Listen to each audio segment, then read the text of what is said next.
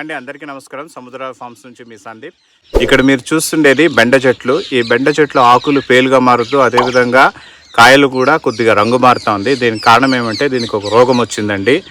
ఈ రోగాలు రాకుండా నివారించాలి అంటే మనం ఏం చేయాలంటే ఒక ఉపాయం ఉంది. అదేంటంటే బేకింగ్ సోడా తీసుకొని ఆ బేకింగ్ సోడా 1 గ్రాము బేకింగ్ సోడాకు 1 లీటర్ నీళ్లు చొప్పున తీసుకొని విధంగా ఈ పిచికారీ చేసినారు అంటే ఈ రోగము అనేది రాకుండా ఉంటుంది. మిగతా కూరగాయల చెట్లు కూడా ఈ విధంగా చేసినారంటే సాధ్యమైనంత వరకు చీడ రోగం నుంచి మనము మన చెట్లను కాపాడుకోవచ్చు.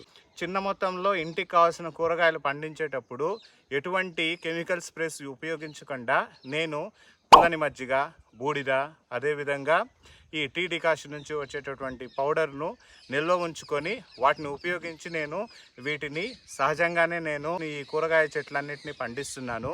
ఈ చిట్కాలన్నీ నాకు ఏ విధంగా తెలిసింది అంటే ఎప్పుడు కానీ మనం ఒకరి నుంచి ఇన్స్పైర్ అయినప్పుడు ఒకరి వీడియోలు చూసి మనం చేసేటప్పుడు ఆ క్రెడిట్ వాళ్ళకి ఇవ్వాలండి. ఈ క్రెడిట్ ఎవరికి ఇస్తున్నాను అంటే ఒక ఇన్స్టాగ్రామ్లో ఒక తమిళ్ ఛానల్ ఉందండి, కల్పవృక్ష అనేసి. కల్పవృక్ష ఛానల్లో doctor Dandapani MSc agri PhD చేసినటువంటి ఆయన ఇటువంటి చిట్కాలన్నింటినీ చూపిస్తుంటాడు.